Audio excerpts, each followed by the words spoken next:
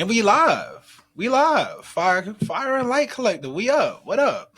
What's up, everybody? And welcome to the Fire and Light Collective's podcast. It's lit. I'm one of your hosts today, James Daniels, aka James Solomon, aka King Soul, and I am 1/5 of the burgeoning Greensboro Arts Collective that we're excited to introduce to some of you and give more details to others. Because by the time you're listening to this, you might have already come to our red party and met all of us, learned what we do, bitten into some of our art. So that was kind of like an appetizer, you know what I'm saying? This is like the whole entree, probably like a chicken leg, like the zine. It's more like a chicken thigh, since it's the art. Y'all get what I'm rocking with. But anyways, either way, we are the Fire and Light Collective, and our mission is to help Black and queer artists in Greensboro, North Carolina, fully immerse themselves in their craft and build sustainable careers by providing financial support, resources, mentorship, and most importantly, community, because we are envisioning a Greensboro with a thriving artistic community empowered to establish full-time careers or part-time careers with sustainable creative practices, creating authentic art that builds bridges between artists, communities, institutions, and organizations, while we're also contributing to the artistic fabric of an already thriving Greensboro. And we believe a lot more things, but we'll talk about those a little bit later. And we like to say specifically that this podcast is a place where art meets purpose, and we'll explore the intersection of artistry, sustainability, and cultural impact through in-depth conversations with each other, storytelling, artist features in the future where we highlight the triumphs and the creatives, all of those working to build sustainable careers. So we'll talk about the artist journey, creative economy, processes, art for social change, and a lot. And since we're all experts in our own things, you might see all five of us sometimes, but most of the time you'll see about two or three of us. And regardless, we're all in our early mid-career artist phase.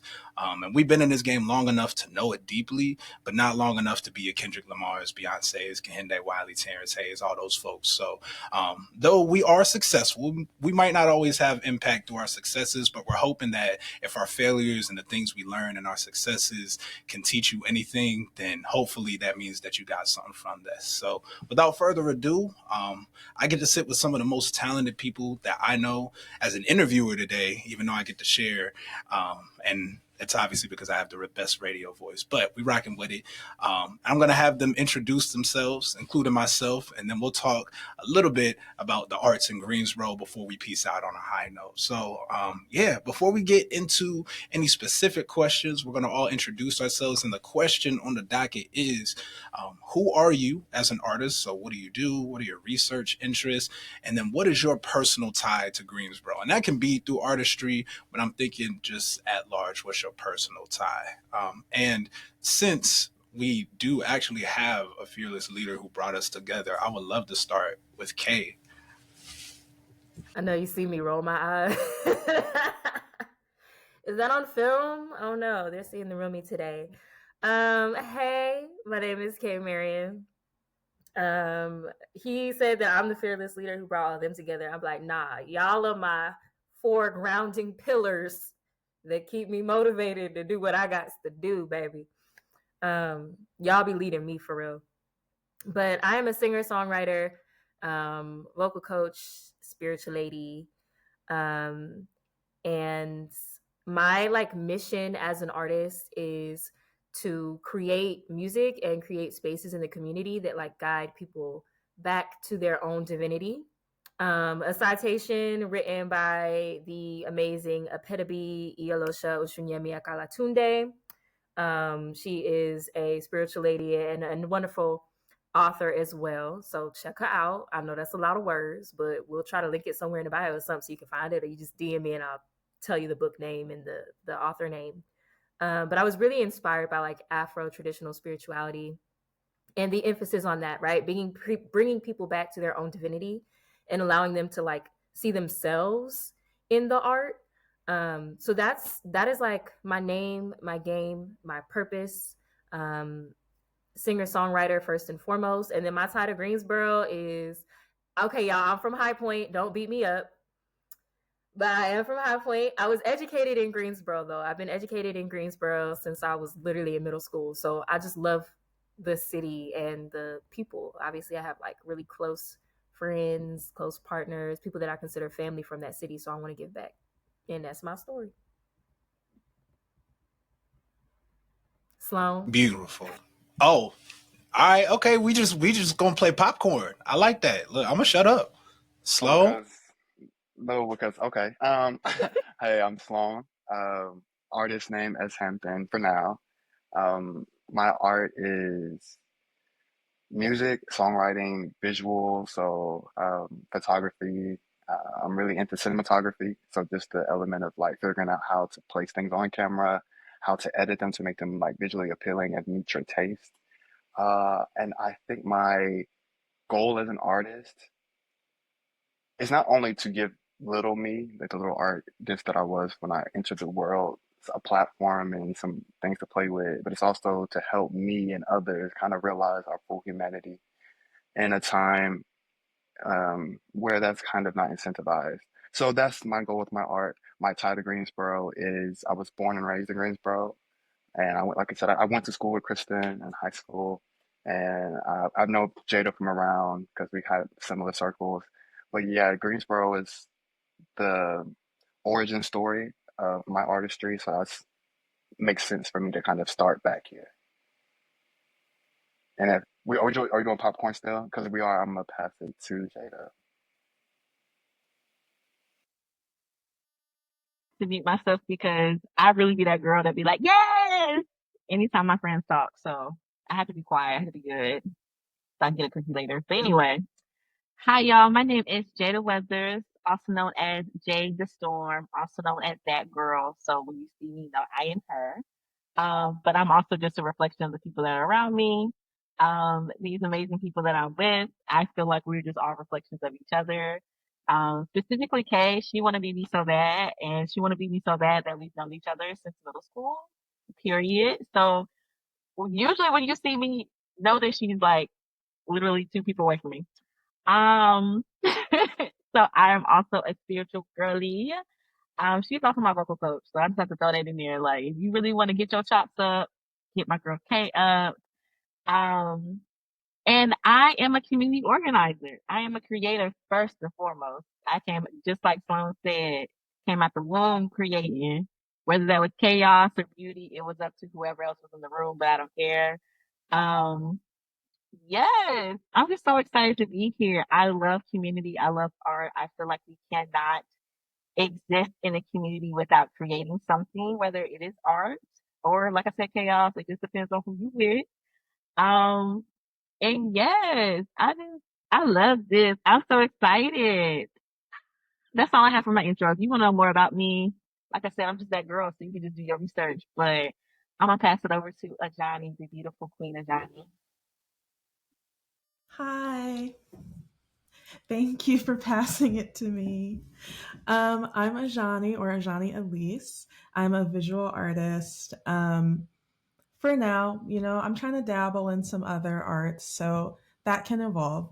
But I'm a visual artist. My medium is in graphite and charcoal. I do sort of surrealist portraiture based off of African American folklore.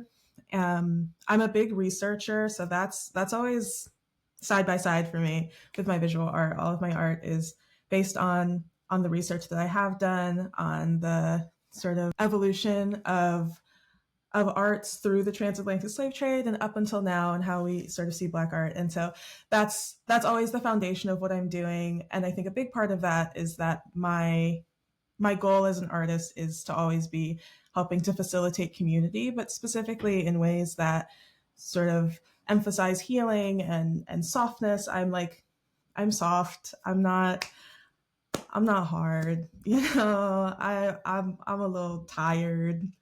I feel like I want to create spaces for people who are tired and who are healing. Um, you know, others who are violently introverted, the way that I am violently introverted and antisocial. That's that's the work that I like to do. So that's kind of me as an artist, and I am a recent transplant into Greensboro, so I live and work here. But I'm still sort of getting to know the art community and the community at large. So I think that's always a really exciting process. And then I'll send it to James because he's the last one. Got picked last. No, I'm real. That's real. Man, we just got such beautiful people in here. But what like I said, my artist name is James Solomon.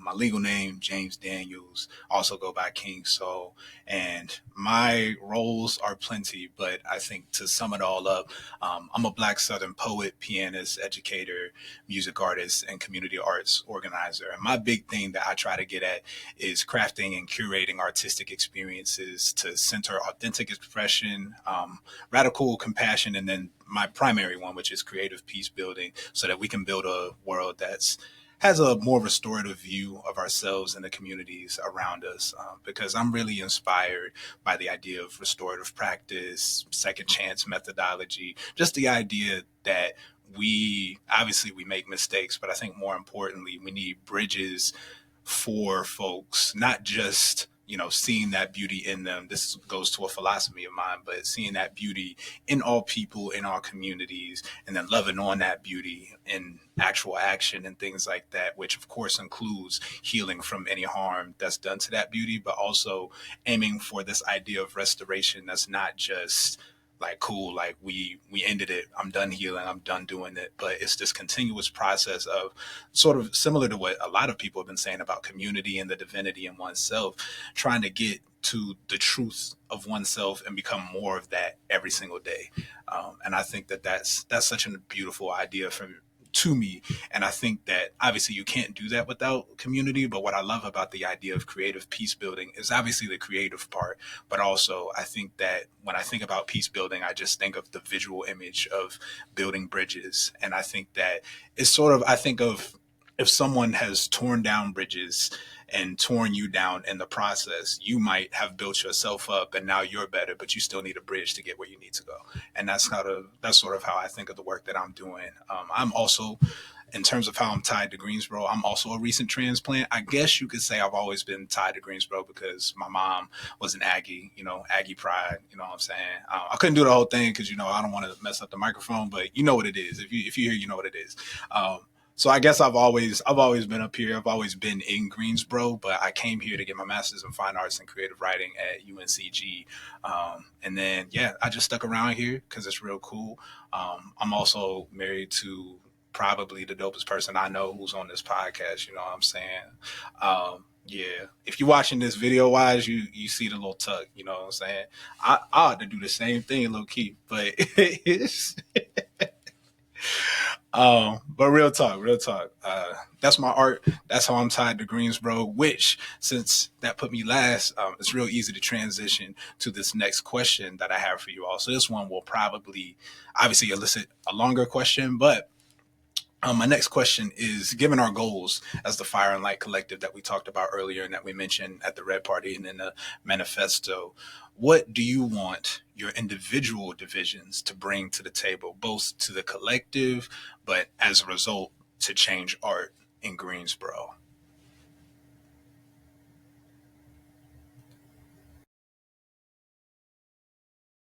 So is that on me? Yeah. Cap and K. I understood. Okay. I didn't want there to be too much lag time, you know what I'm saying? I'm trying to flow for the people. So yeah, as you mentioned, our manifesto, our goals, essentially, like we're just wanting to create spaces for artists in Greensboro to be able to exchange information and energy in a positive sense. My division would obviously be music, um, maybe a little bit of ethnomusicology as well. I'm very interested in like the historical part of sound, and what that means in a cultural perspective.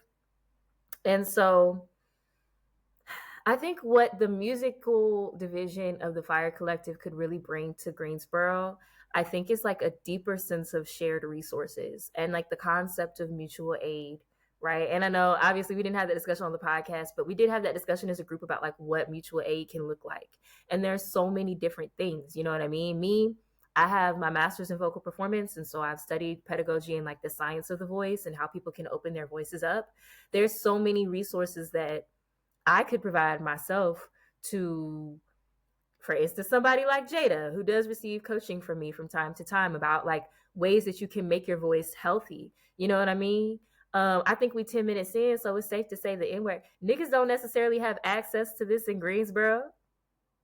Not unless you going down to UNCG or you paying some of them niggas to come in and teach your ass. But like, people don't have access to the things that they need to really be well as an artist and to create sustainability musically. And the music scene in Greensboro is growing. So I think that that also creates a need for our division, specifically within the Fire and Light Collective, to be able to show people how they can sustain, how you can do 2 or 3 different gigs a week and not lose your voice, how you can network and how you can schedule and do social media content in a way that feels sustainable and it doesn't feel like it's taking a piece of your soul out to try to get out there.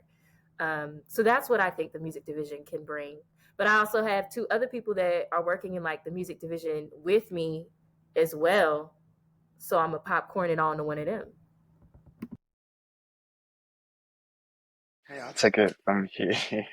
um, I agree about a lot of that too. I feel right now the art space is really important.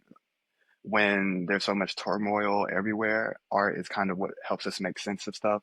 It also helps us understand ourselves and how we can further strengthen our imagination. So I hope with this effort, we give people tools to not only understand art, but talk about the art that they want to make, the art that they love, and able to understand why that's so critical when things are seeming bleak, when things seem dire.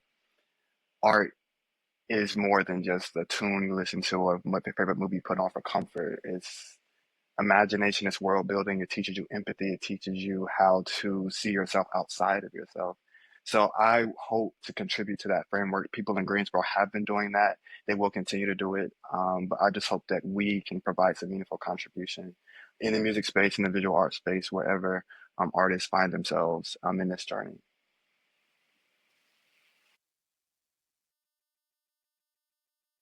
Okay, period. That's where I'm at. Okay. And yeah, I am a part of the music division and it's so much fun. But I take it from a lens with my background. Like I said, I am that girl and the resume is long, however, comma. Part of that resume is education. I was an educator for 4 years. Well, once an educator, always an educator. It don't matter. And so I take my experiences from education and nonprofit work and I create spaces where people can come in and learn and collaborate. So while I work with the beautiful people on this call, specifically with Kay and Sloan, in which we're coming up with the music and the sounds and the tunes and the information to present to people, I just create the spaces or I collaborate with people on this call to create the spaces in order for your everyday Joe to just come in because what I've experienced with the work that I'm doing now as an artist in resident for Creative Greensboro is that a lot of people do not feel secure enough in their art to share it or even just feel secure enough in themselves to create. And so, with a little bit of tough love and a little bit of gentle touch and gentle parenting, people are encouraged to come into our spaces and create with us. And that's not to say that you have to walk away with a complete song. Any singer songwriter know it is very rare for you to get in that studio, write a song off the top of the dome, record it, and then be like, "This is it, the final piece." No, unless your name is Whitney Houston, baby, you can't do that. Okay. Shout out to the great, shout out to the ancestors. And so in order for us to really feel comfortable in our art, we have to be able to create spaces within ourselves, but then with other people enough to feel like we could share our art and be vulnerable because that's another thing that a lot of artists we don't like to talk about is one of the little shadow work topics of being vulnerable within your art and sharing that with other people. And even if you look at some of your favorite artists today, they probably still get those feelings of like, is this good enough? Will people like this? Do I like this? Because sometimes some art that you put out and everybody loves will be the last thing that was on your list or the last thing that was on your mind. You like, I'm just gonna put this out and see what happens. But other people love it. And you're just like, this is just something I wrote in the shower or while I was on the toilet. So I'm here to create those spaces or co-create those spaces with other artists because we cannot exist in silos as artists. Um, and yeah, I love the work that I do. I don't know about y'all. I just feel really good, but yeah. I love it. Sorry, I had to stay muted because I was laughing. But I will be heading up the I will be heading up the visual arts division. So I think my goal is really, I think in general, is always to foster creativity in whatever form that takes. I feel like for a lot of people, visual arts is often the first thing that creative, like kids especially, get into. And so like being able to kind of take that first burgeoning creativity and be able to foster that, especially into adulthood when we've all sort of lost it a little bit, is always going to be something that I care about. And so to that end, I think, especially for, um, the goals of this collective and for people who want to make a career out of fostering that creativity, I think one thing I think I've been thinking about a lot has been, sorry, I'm going to be anti-capitalist on the first episode, but sorry, but that capitalism, like it makes it really hard to be innovative and to be creative as an artist. And I think especially for visual artists, what you tend to see is like you have to make work that fits behind on the wall behind the couch. Like it has to be the work that is sellable and that's sort of easy to consume. And so I really want to be able to find and cultivate and create community with creatives that want to do something different and be able to give that sort of support to artists, to be able to just be innovative and figure out what art really does speak to them. And then in finding that, be able to then build a career plan that works and that feeds that.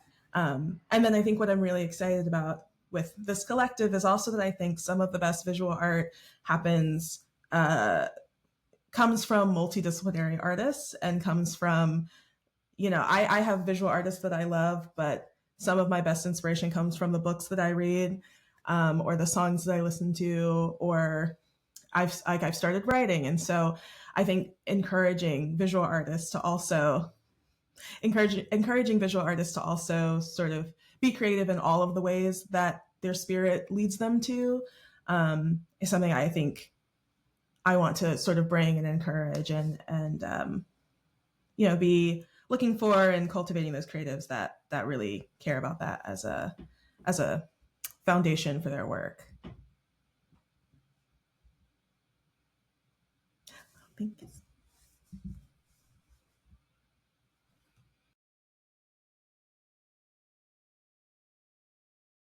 Y'all, sorry, I had to figure out how to unmute this thing. Amazing, amazing work, amazing work for the Fire and Light Collective. I'll close us out on this question with the literary arts division. I think to the point of the literary arts division, I'm a very executive functioning type of person, so I'm very much like write it out. What's the SMART goals? Similar to Jada, I was an educator, still am an educator, been educating for a really long time, and so my goal when I think about the literary arts division, I'm thinking of literary arts and from multiple perspectives. Obviously, I'm a poet. I started off writing hip hop. I love hip hop. I write hip hop. I record hip hop. Soon to be releasing hip hop, and so that's always my goal. Look, y'all don't gas me up, but do though. But I'm like, but I think I did hip hop for a very long time.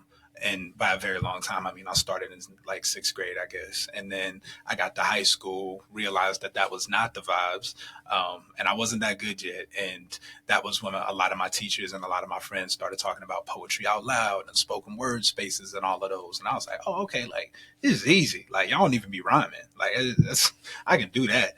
But I think what I found out very quickly was that those are the spaces until maybe the last 5, 10 years that were kind of devalued. The sort of those oral spaces of engaging with poetry and those oral spaces of generally engaging with literature in general, because I think that what's so beautiful about literature is that that sound piece, and that doesn't necessarily put me in the music division, even though I love music. But I think what I am aiming to do is sort of demystify that process of creating literature and engaging with literature, because I think when you hear the word literature, it sounds more academic than it is.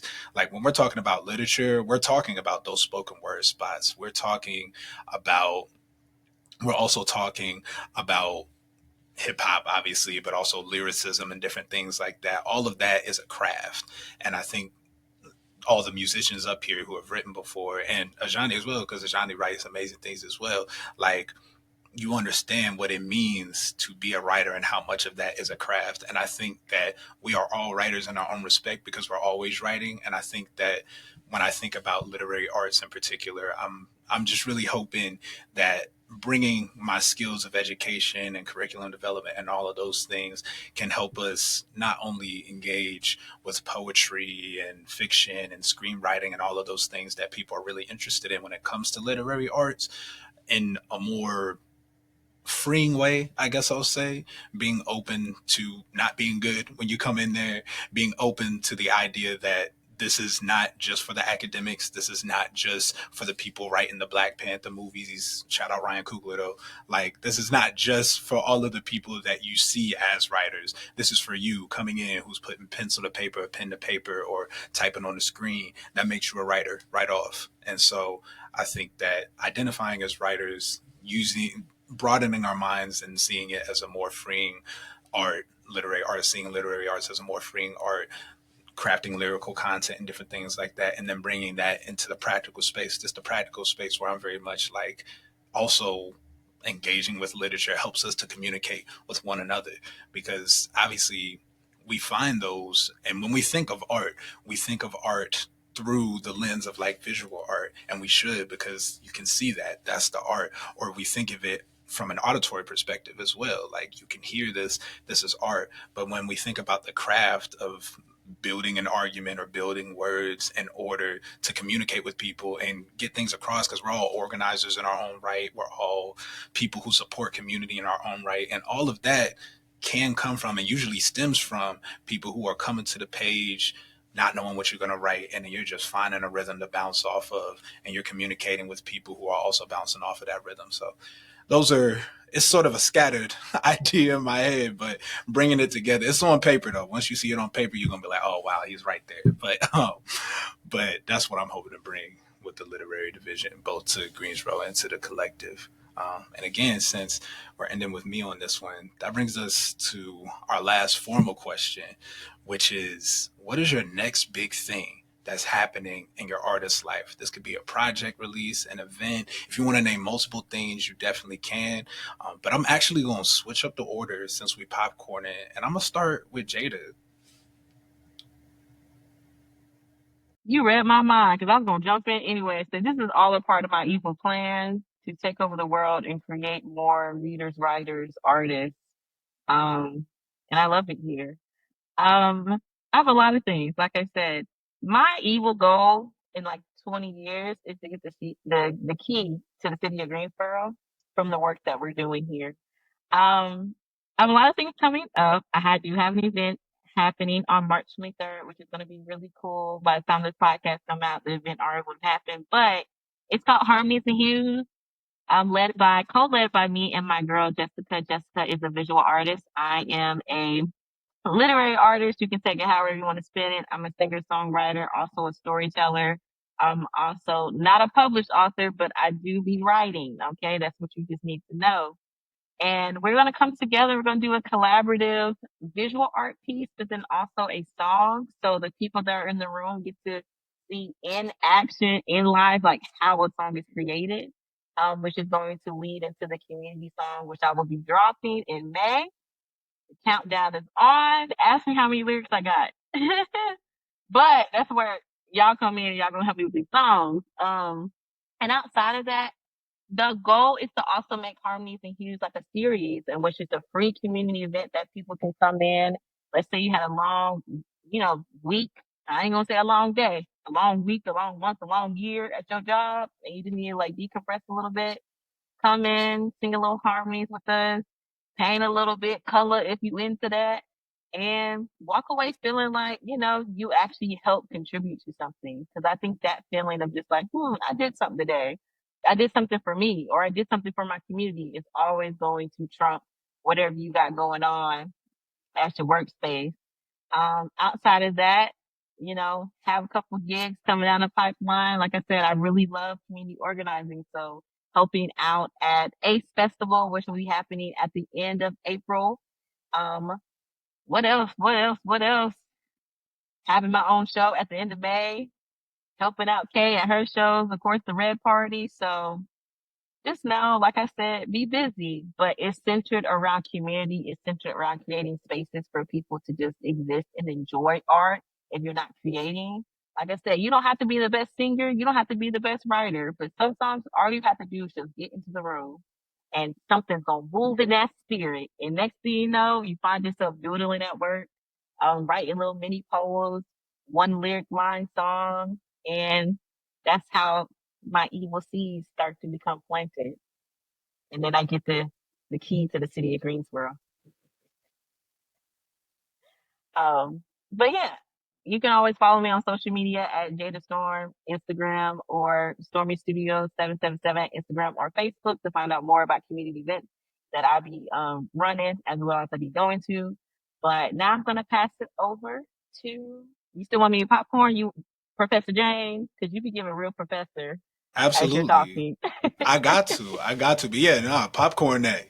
You got it. um, I don't want to put the beautiful Johnny on spot because she is a little bit of an introvert. So I'm going to just throw it to Sloan, and then we're gonna come back to a Johnny later. Hey, thank you. I don't even know what I have coming up next, really. I'm in that space of creativity where you're kind of just reevaluating, not in a negative space, but when you want to make things intentionally, or you want to work with people, you have to be open to other people's timelines, other people's vision so we can bring something meaningful out of that. So outside of the upcoming Red Party, outside of the coming zine that we have, and outside of just the launch of the Fire Collective, the Fire and Light Collective, as Hampton Sloan, he's just going to be studying each and every day. That's the big thing for me. My next project is getting back into research, getting back into understanding the mechanics of art, not to become someone who can be a genius at what I do, but I want to be able to talk meaningfully about the stuff that I love. And I want to be able to learn from people about the things that they love too. And that helps us as artists sharpen our tools. It helps us understand the world around us, but it also helps us become better people. So my next project is becoming a better version of myself, a better artist, a better community member, and a better friend and a loved one. So if you see me out and about, just know I'm still practicing. I'm still doing my thing. So right now, I'm going to popcorn it to K.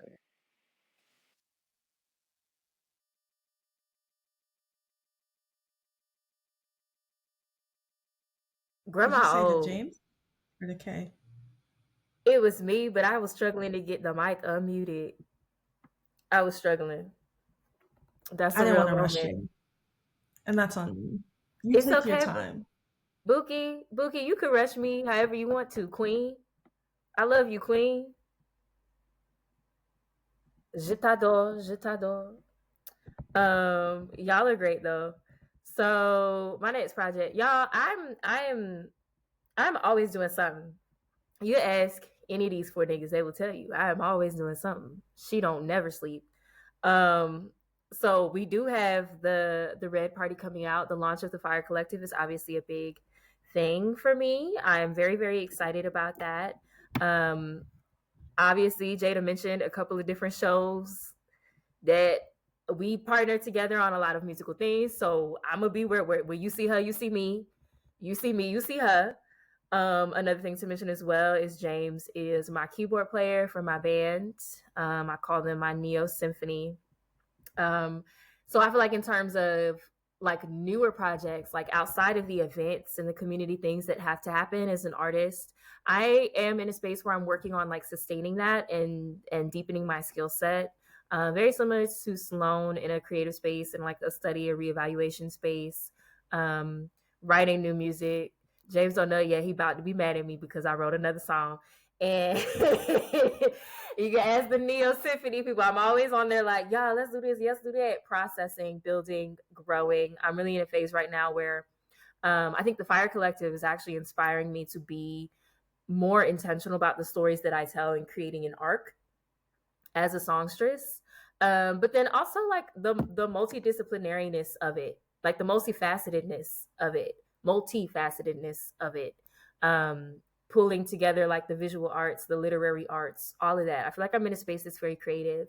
So nothing specifically tangible right now, but I am mulling things over in my mind and I'm thinking about it because I get to be in spaces with all these creative artists. And so don't be surprised if the next time we have a whatchamacallit, I'm like, y'all, I wrote a novel. No, I'm kidding. Maybe not though. Like, you know what I mean? Something might just pop out. I don't know. Right now we're in March. It's March 12th. The full moon has yet to come in. And I know when she comes here, shit is gonna get real for a lot of niggas out there. So we'll see. My projects are to be determined by the ancestors and the spirit aids, guides, and protectors, y'all. Oh, and Johnny baby, do you feel like speaking right now? Do you want to grace us with your voice? If not, we understand. Y'all are so nice. Y'all are so sweet. Um, um, my next projects. I have been really wanting to refocus on research, and so my next project, I don't know what it's going to be about yet, but I am in the process of choosing a research interest and then building a collection of work based on that. That sort of like, I guess that actually sounds kind of like a thesis, but it'll be kind of a visual thesis. Um, and at some point, it will culminate in an exhibition that I will be putting on because that has been my goal for a while, is to put on my own exhibition. But that is far in the future. So right now, it's just choosing that research interest and starting to build that collection of work. Um, I'm also going to be applying for my MFA. So how I'm going to fit that in, I don't know. That's none of my business. But I'm excited to do that. So I'm building up a portfolio. I'm mostly just like sitting and making art all day. Is everything that's happening. Oh, and James. It's my baby, y'all. Wow, amazing work. Y'all so inspiring me. I'm very much, like I said, executive functioning is the mindset. So I'm gonna just go by identity. I told y'all, Black Southern poet, pianist, and the rest of that, I got it written down here. So I think company art wise, I am super excited. I believe it's going to be this year. We trust in God. It's going to be this year that I'm launching my own arts, like creative arts, focus, vibe, whatever we want to call it. Company feels a little bit too capitalistic for me. We can go studio, we can go whatever you want to call it, but it's just going to be consistently making space for people. That's my whole thing. It's work I'm doing already, but whenever you formalize something, it adds accountability. In addition to the great folks who are on this podcast, but I think it also, whenever you're trying to get funding, grants, all those kind of things, it makes it a little bit easier. So I'm excited for that. I'm taking over the fall. I'm not going to tell you what yet. Just know that when October hits, it's my time. I know what they said about the Leos. We don't stay in Leo season. You know what I'm saying? So this part right here, so just know I'm taking over the fall. You'll be ready for that. As far as poetry is concerned, I'm still writing, but this is both something I'm doing, but also a shout out I want to make because this is going to be out by now.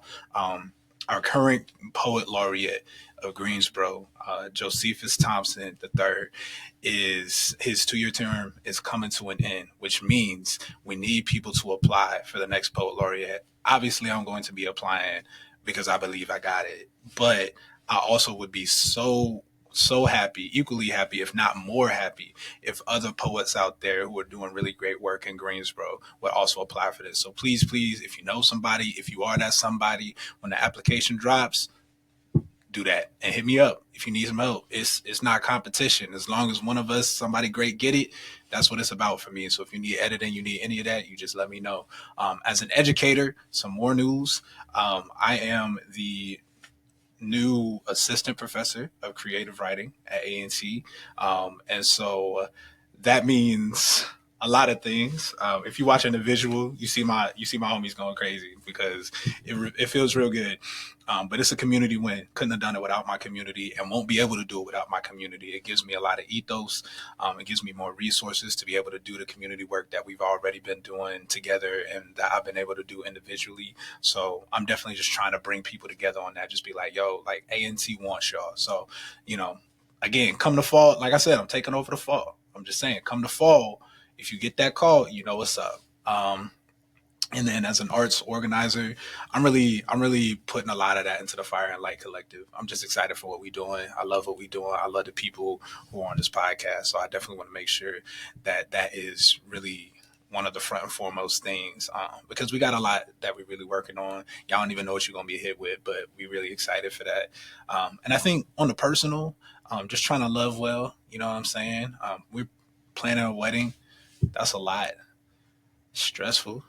Um, stressful. But you know, it's a lot easier when you can do it with your best friend. So just trying to be a good partner, and rock with that. So that's what's going. Music kind of goes to the company, but you know what I'm saying? So that's the vibes. That's what I'm doing. So lovely people, we are at 40 minutes. We've answered all the formal questions. So it's about that time to do what's going to be a mainstay for the rest of our podcast. And I'm so excited. This gets to be the first time that we get to do it. We are the Fire and Light Collective. We got Fire and Light. If you was at the Red Party, you already know what that is. You know why we named it that. I'm not going to spend too much time on it here because I don't want you to turn it off now. Like, this is finna be real fun. It's finna be real lit. But I am going to go. Since we are the Fire Collective, we're going to have first some rapid fire questions. I see what I did there. That's that literature, spitting and speaking. You understand? So what we're gonna do is I think I have 1, 2, 3, 4 questions. I'm gonna ask the question. I'm gonna give you 10 to 15 seconds to think about it. And then it's just gonna be boom, boom, boom, boom. The order I got on my screen is I got a Johnny, K, Jada, Sloan. So we just gonna rock that order. A Johnny, K, Jada, Sloan. All right. Y'all ready for the first one? Excellent. The first question is, what's your go-to hype song before a big performance or creative session? 10 seconds on the board. Do I answer within this 10 seconds? No. You don't answer, but no, it's okay. All right. You know, my fault. And you know what? As an educator, I should have made my joints clear. I promise we talked about this, y'all. It's gonna sound like we didn't, but we are on one accord. It's my fault. You're gonna answer after the 10 seconds. You have 10 seconds to think about it. My fault. No, that's okay. Nah, you're good. 10 seconds to think about it. Now 20 seconds. You feel me? And then I'm gonna be like, all right, boom. I'm gonna just say boom or something like that, and then it's gonna go Johnny, K, Jada, Sloan. All right, cool. Y'all ready? Okay. 10 more seconds. What's your go-to hype song before a big performance or creative session? And then I'll say boom when it's time to answer.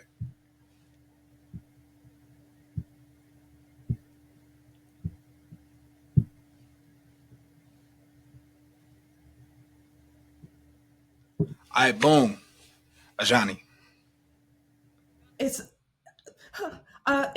not really a hype song at all, but I listen to it every time before I start drawing. It's Landscape with a Fairy. Period. K. Edge of 17 by Stevie Nicks. Period. Jada. Thriller by Megan Thee Stallion. Period. Sloan. SOS, SZA. Period. And mine is Good Days by SZA. So we locked in. Yeah. That's a SZA I fan. love the Solana representation. Solana, yeah. Look, a chat. No, let me stop. But Right. all right, Fire and Light Collective. Question 2. If your art had a flavor, what would it taste like? I'm going to reverse the order this time. So I'm going to do Sloan, Jada, K, and then Ajani. All right? 10 seconds.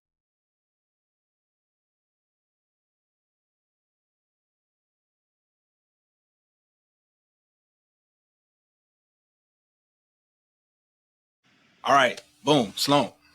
Pina colada. Hell yeah. Let's go. Jada. Vegan banana pudding ice cream. Whoa, vibing with it. Okay. Honey and vanilla. Come on, honey and vanilla. Ajani. Thank you. Lavender lemonade. Oh, I like that. I Mm. like that. Mine would be lemon pepper, like a family reunion. Just to be clear. Just to be clear. All right, cool, cool. All right. Next question, rapid fire. What is your dream venue or city to showcase your work? Either that you showcased that before or that you want to in the future. 10 seconds. And then we're going to reverse the order. So, Johnny first again.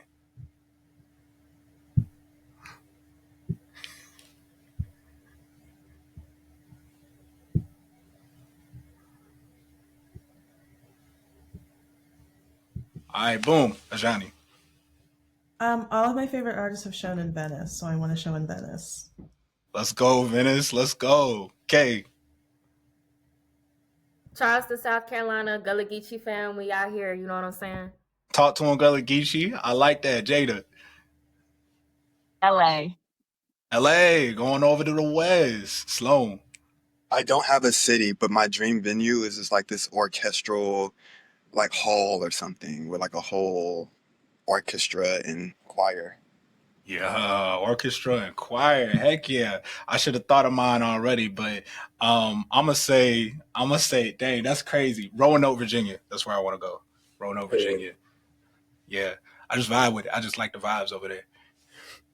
All right. I think we got our last question coming up before our light session. If you could create only using one color for the rest of your life, what color would it be? Obviously, for the visual artist, this makes sense, but I'm thinking all your marketing, anything that you put out, anything that you use for inspiration, that's all one color.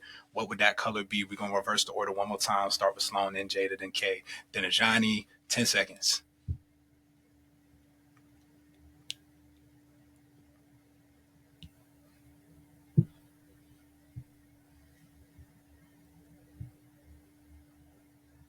All right, boom. Sloan. Purple. Love it. Let's go purple. Jada. Lavender. Lavender. Okay. I like where this is going. Okay. Gold. Gold. Let's go gold. Ajani. Black. Black. Let's go. I'm going to say sepia. Oh, Little sepia. It's kind of like that filter? brown. Yeah, like the filter. Yeah. You know what I'm saying? Like a copper. You know what I mean? That does it for me. It's very sun, you know what I'm saying? Very after dusk or before dusk. Yeah. Girl, I don't know. No. But Yeah. excellent. Writer. A writer, you know what I'm saying? I'll be reading or whatever. All right, yo, give yourselves a round of applause. You did your first rapid fire session. Nobody lost a finger, you know what I'm saying? Like, y'all really did that. But y'all didn't know that was an option. Let me stop. So, our last our last question for the day. This is you can take a little bit more time to think about this if you need to. But we are the fire and light. So we had our rapid fire questions, but just our lesson of light question is, what's one lesson that you've learned ever that's changed how you approach your art? And actually, I think I can start. I learned this from somebody that I met through Ajani, who her name is Sarah Graham. She's a dope artist, and she giving me this face. Hopefully, we don't say the same thing. Dang, maybe I should let you go first, babe. You want to go first? All right, so I'm gonna have to stand on what I stood on if we say the same thing. My fault. It's this idea that she talked about art. For forming your artist statement, but just generally how art is like a verb first, then a noun, and then a verb. So it's like the verb is you creating the art, and then the noun is the thing or whatever the product is. But then the other side of that is then the verb of people engaging with your art, and obviously like you putting that art out into the world. And it's like it's so simple, but what I really like about it is that I think for one, I love simple processes. Like again, executive function. I want to get to the thing quicker. Whatever it is I need to be doing, I'm set everything up to get there. But I'm also like, okay, like I can say what stage I'm in, and I might oscillate between them. But I can be like, I bet like I'm on the first verb of doing things. And so, I don't have to be so stressed about like, yo, but like, where's my noun at? Where's my product? Where's all this kind of stuff? Cause I'm like, nah, I'm verbing right now. Or I might be at the noun portion and I might be like, yo, it's done. Just stop touching it. Ain't nothing else you can do. You're not in the verb stage no more. Let it go. It's time to go to the other side of the verb station where it's like it's out there, where it's engaging. Or I might be like, yeah, it's time to put it out there and engage. And it's like, baby boy, you in the first verb. This ain't nothing. You, you have Play-Doh. So I think that's probably what changed my art.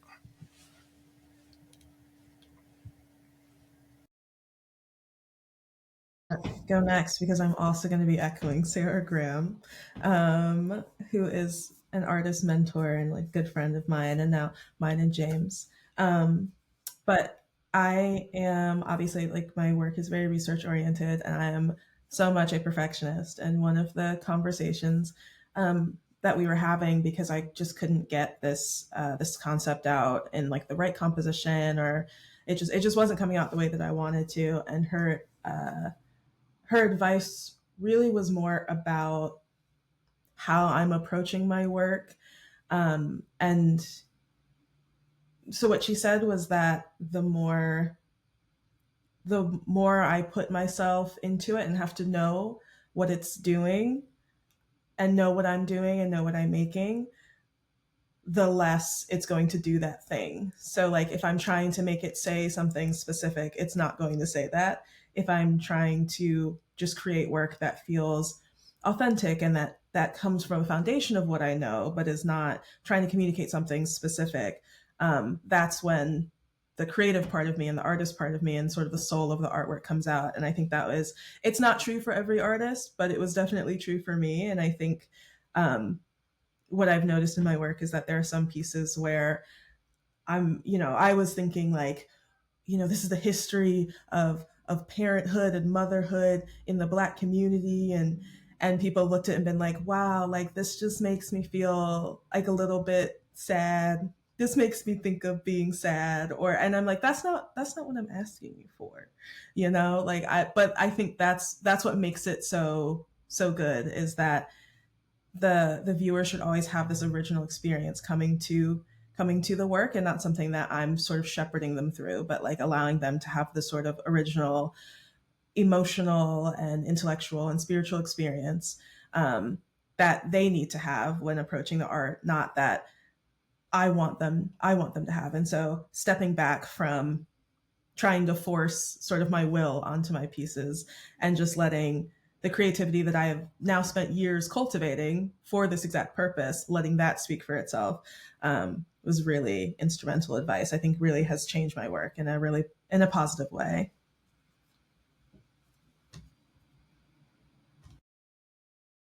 Bars. For me, I can go because I kind of similar to both of y'all. Mine is two parted. Um, One is the first pancake, and the second is art as a human. And I'm going to explain those real quickly. First pancake, whenever you're making a pancake, no matter how long you've been doing it, no matter what ingredients you have, that first pancake is going to be a test, right? Like you need to figure out how to get the skillet right, the temperature on the oven right, or whatever you're using to cook the pancake with the griddle. And that first one can be a test. No one has to eat it, but you now know what you need to do to improve the next pancake and the pancake after that. Uh, and that's kind of how I see art too. I feel like as artists, we put a lot of on ourselves whenever we show ourselves because we're really vulnerable. We want it to be perfect. We want it to be great. We want it to be good. We want it to be strong. And sometimes when you're doing something for the first time, that's not fair to you as a human and as an artist. So, art as human, you get to be all the things. You get to be great. You get to be excellent. You get to be creative, but you also get to be sloppy. You get to be struggling. You get to be weird, awkward. You get to be not good at the first go. That's a human experience. So, kind of embracing all those simultaneously. And whenever you're creating an art project, whenever you're operating from a space of vulnerability and creativity, allowing yourself to do the best you can with what you have at that moment and being okay with that because you are deserving of all of that. And I think as you start your art journey or as you continue your art journey, knowing that everything you do for the first time is going to be a first pancake. It's going to be a test. It's going to be something you have to figure out. But you are owed that. You are owed the grace to be able to figure it out. So.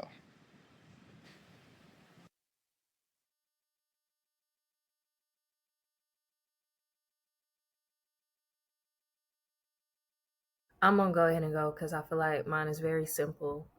Um, when I was a little girl, my daddy is a musician or whatever, and he was like, "Oh, I'm writing a song. Can you remember this for me? We getting ready to go into church. I gotta go play bass. Just I'm gonna sing you the melody. I need you to remember it." And so I was like, "Okay," because I had to be like 8 or 9. And then we got out of church, and then we got in the car, and I'm sitting there eating my Krispy Kreme donut. And he like, "All right, what was the melody to my song?" And I forgot it. And he was like, "Well, why did you forget the song?" I was like, "Because I forgot. I can't do that. I can't just recall the pitch. I can't do perfect pitch. I can't. That's not what I got." And my daddy looked me dead in my face and he was like, "Whether you say you can or you say you can't, either way you right. Period." And I think so much of that has really stuck with me artistically. I'm not gonna say that I have perfect pitch, but damn near pretty close. If you give me a melody, I'm gonna be able to remember that stuff, and it really assisted me with my drive and motivation to learn how to harmonize and to really become fully integrated with like different musical frequencies to understand A440 and what it's vibrating at, and to be able to feel that on a cellular level. Like, it prompted me to really lock into my work, because feeling like I'm just a girl, I can't do this, it didn't serve me. I was very dissatisfied with that answer. So whether you say you can or you say you can't, either way you right, my nigga.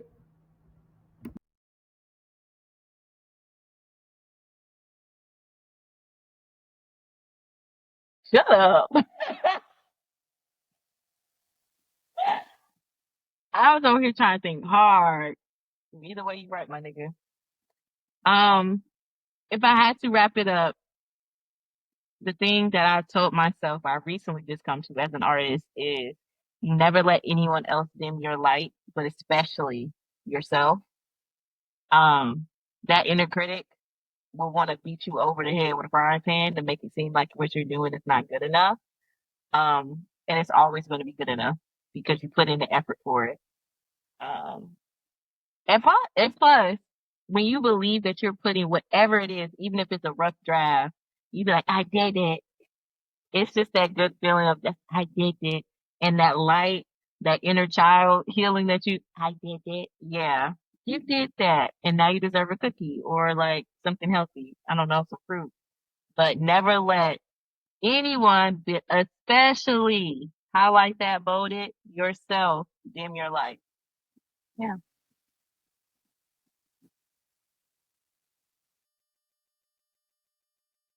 The wisest niggas I know, here on the podcast, Fire and Light Collective, the It's Lit podcast. Beautiful people, thank you so much for watching, listening, however you get your podcast. That's it for us. But we're going to be back real soon with another episode of the It's Lit podcast, wherever you listen, wherever you watch, and whatever. And so with that, I'm James. I'm Sloan. Okay.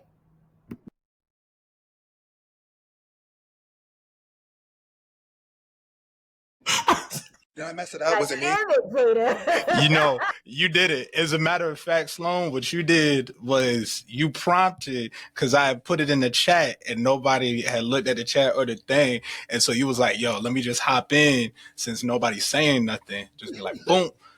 I mean, you were first, so it worked out. It didn't matter either way. You were first, so you were correct. But you also was looking out for our other niggas. I'm gonna do it like I do in the classroom. Thank you, Sloan. You know what? Honestly, fuck it. Just put this shit in the fucking podcast, bro. This is the real. Absolutely. This is real. Look, we the Fire and Light podcast. Y'all, it's been real. I love these people in this podcast. We're so excited to bring you the next episode and the one after that and the one after that and all of the joyous things we're doing. We'll see y'all later. Peace out. Say bye, everybody. Damn. Bye.